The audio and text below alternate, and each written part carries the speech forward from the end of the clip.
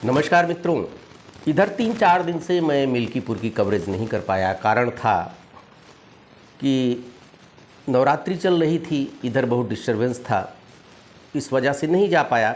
लेकिन इधर करीब 5-7 दिनों में बहुत कुछ नए बदलाव हुए। मेरी इच्छा हुई कि मिल्कीपुर पर कुछ चर्चा कर ली जाए। मित्रों, सपा ने मिल्कीपुर का कैंडिडेट अंततः घोषित कर दिया। बीच में ऊहो-पूह की स्थिति थी कि अजीत प्रसाद को टिकट दिया जाए कि न दिया जाए, लेकिन बाद में कह सकते हैं कि अवधेश प्रसाद जी के दबाव में वो टिकट वहाँ का घोषित हुआ। अपने बेटे अजीत प्रसाद को टिकट दिलाने में कामयाब हो गए। अब वहाँ के चुनावी गणित की बात करते हैं। चुनावी गणित, जैसा कि मैंने पहले भी बताया था, कई वीडियो में मैं तब बताया था कि मिल्कीपुर की हार और जीत बहुत कुछ सेन परिवार तय करता है। सेन परिवार से तात्पर्य यादव वहाँ का तय करता है। और वहाँ का अगर 3,62,000 जो वोटर हैं, उसमें अगर देखा जाए तो सबसे ज़्यादा संख्या ब्राह्मण की, लगभग 60,000, 55,000 संख्या यादव की है। उसके बाद दलित बिरादरी की है जो लगभग 80-85 हज़ार, लेकिन सब बटी है। तो सपा का कोर वोट बैंक है यादव, और यादव हमेशा सपा को वोट देता रहा है और इनका वोट प्रतिशत में भी बहुत अच्छा खासा रहा है। इसलिए बाबू मित्र सेन यादव जी बहुत दिनों तक यहाँ पर विधायक रहे, सांसद भी बने बाद में।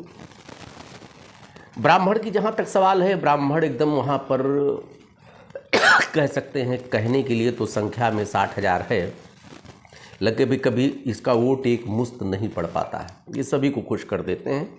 दूसरे बाहर कमाने खाने वाले हैं, मौके पे रहते भी नहीं। तीसरे एससी बिरादरी जो है, दलित की स्थिति ये है कि कमोबेश इनकी ब्राह्मण की ही स्थिति है। ये भी 2-3 जगह में कैटेगराइड हैं।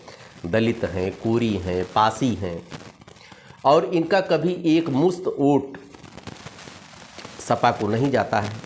कुछ भाजपा को भी जाता है, सपा को भी जाता है। और अवधेश प्रसाद जी के प्रति तो लामबंद कभी नहीं रहा। कहने के लिए तो एससी बिरादरी के थे। अब की बार लोकसभा के चुनाव में, अन्य विधानसभाओं में तो दलित वोट एकजुट रहा, लेकिन मिल्कीपुर में एकजुटता न होने की वजह से कि खाली 7700 वोटों की वजह से कम लीडिंग अवधेश प्रसाद की रही मिल्कीपुर विधानसभा।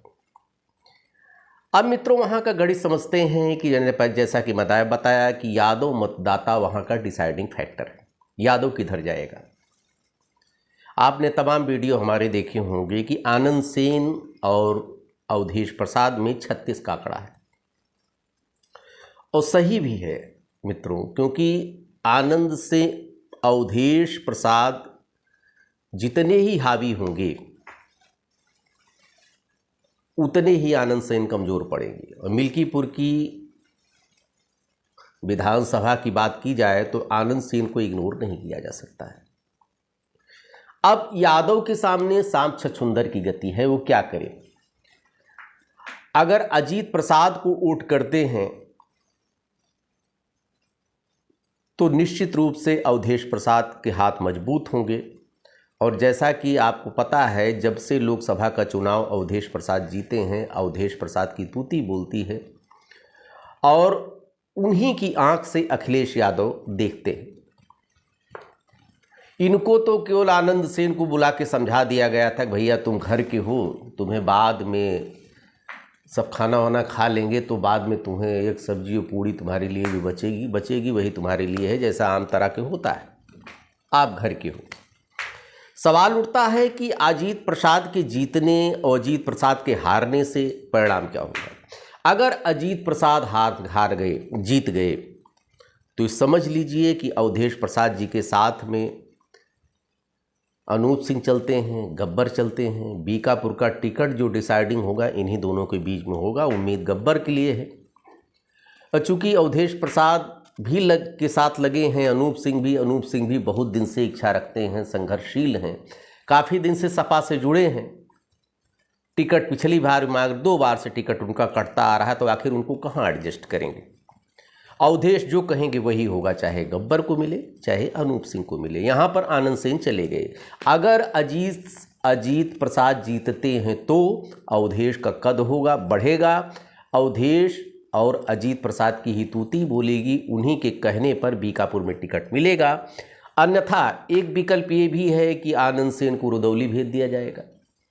रुदौली भेज दिया जाएगा तो वहाँ पर रामचंद्र यादव जी है वैसे ही है, हिंदुत्व की राजनीति करते हैं। रुदौली का चुनाव हमेशा हिंदू और मुस्लिम पर होता है और वहाँ का यादव पूरा रामचंद्र यादव का यादव है, एकदम हिंदू जो हो चुका है, जो कि मुसलमानों के आतंक से, मुसलमानों के डर से वहाँ पर यादव एकजुटता दिखाता है और पूरी तरह से वोट रामचंद्र यादव को देता है।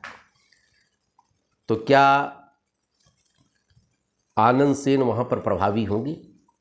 हम तो मानते हैं कि आनंद सेन को सिर्फ मूर्ख बनाया जा रहा है, या अयोध्या की यादव राजनीति को यहीं से नहीं शीर्ष से ही खत्म किया जा रहा है। अगर अजीत प्रसाद जीतते हैं तब ये परिदृश्य बनेगा, आनंद सेन का कद जो है और बंटाढार हो जाएगा, इनको कोई नहीं पूछने वाला। यादव अब केवल वोट बैंक है सपा का, इसके अलावा और कुछ नहीं। और लेकिन अगर अजीत प्रसाद हारते हैं तो निश्चित रूप से आनंद सेन का कद बढ़ेगा, तब अवधेश प्रसाद की नहीं सुनी जाएगी। अवधेश पर, जैसा कि मैं यहाँ पर विधानसभा में घूमा तो अवधेश प्रसाद को लेकर यादव में बड़ा आक्रोश है। वो कहते हैं भैया यादव की नहीं सुनते हैं, वो तो कहते हैं आप लोग अखिलेश यादव को वोट देते हो, हमको कहाँ वोट देते हो। यादव से 36 का आंकड़ा है अवधेश प्रसाद का, और एक मतदाता तो ये भी कह रहे थे वोट लेते हैं यादवों से, सपा का वोट लेते हैं, काम करते हैं भाजपा का। एक विश्लेषक ये भी कह रहे थे कि अवधेश प्रसाद कोई भी पर वहाँ पर चुनाव का विरोध करते हैं, किसी को जिताते नहीं, प्रदीप यादव से विरोध है उनका। आनंद सेन यादव के पुत्र अंकुर सेन यादव अपनी ताकत पर जीते, उसमें अवधेश प्रसाद का कहीं से भी कोई रोल नहीं। तो यादव क्या अजीत प्रसाद को पचा पाएगा, ये बहुत बड़ा सवाल है। एक राजनीतिक विश्लेषक श्री पवन कुमार पांडे जी का कहना है कि सपा और भाजपा, यदि सपा अवधेश प्रसाद जी के सुपुत्र अजीत प्रसाद को टिकट देती है तो निश्चित रूप से परिवारवाद का उनके ऊपर आरोप लगेगा और सपा वहां पर कमजोर होगी। और अगर भाजपा पूर्व विधायक गोरखनाथ बाबा को टिकट देती है तो निश्चित रूप से गोरखनाथ बाबा को लेकर पूरी विधानसभा में आक्रोश है।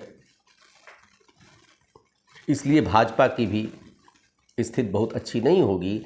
अगर उधर अजीत प्रसाद को टिकट मिलता है और इधर भाजपा से गोरखनाथ बाबा को टिकट मिलता है तो तीसरा परिणाम ना आ जाए, कुछ कहा नहीं जा सकता, वहां से बसपा भी जीत जा सकती है त्रिकोणात्मक संघर्ष में। लेकिन सपा ने तो अपने पत्ते खोल दिए, अजीत प्रसाद को टिकट दे दिया, लेकिन अभी भाजपा ने अपने पत्ते नहीं खोले। चंद्रभान पासवान के बारे में बताया जाता है कि चूंकि रामचंद्र यादव के बहुत करीबी हैं, यादव में उनकी बहुत बड़ी पकड़ है, अगर उनको टिकट मिलता है तो यादव निश्चित रूप से टूटेगा और उसको अजीत प्रसाद का एक विकल्प मिल जाएगा, भले भाजपा को ही वोट देना पड़े।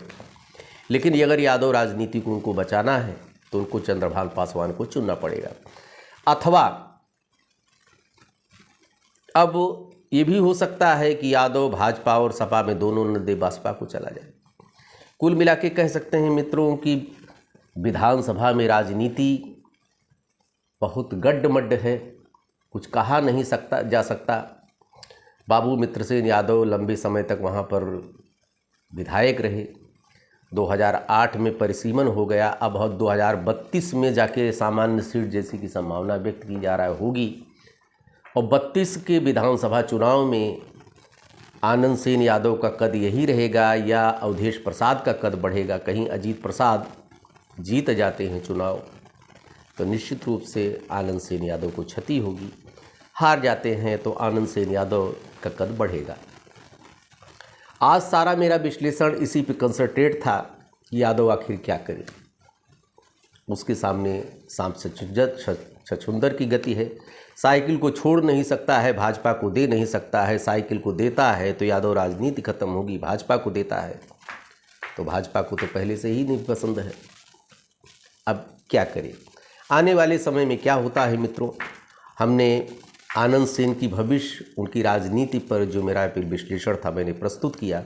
कैसा रहा कमेंट बॉक्स में लिखिए, हमारा उत्साहवर्धन कीजिए। ढेर सारी शुभकामनाएं आपको। धन्यवाद।